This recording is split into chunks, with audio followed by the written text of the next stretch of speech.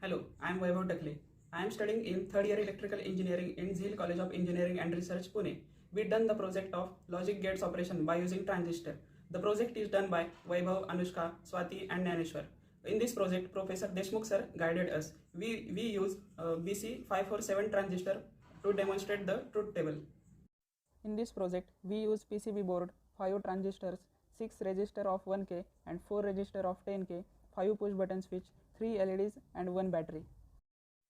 Let's see circuit diagram of NOT gate. When switch is on, we give biasing voltage to base of transistor. That's why transistor gets on, start flowing the current through it. Because current always flow from short and low resistance path, therefore LED does not glow when switch is on, and when switch is off, current flow through LED through resistor R1, therefore LED glows.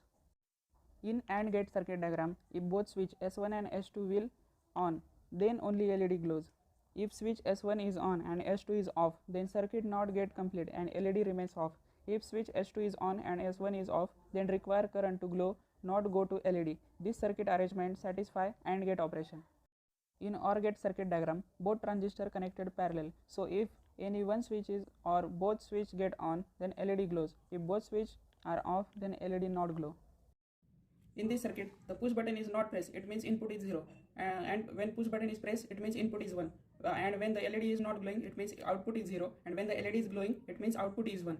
So let's see first NOT gate. In NOT gate, when input is 0, output we will get 1. So in this circuit we can see when input is 0, it means push button is not pressed and LED are glowing. And when we give the input 1, we get output 0.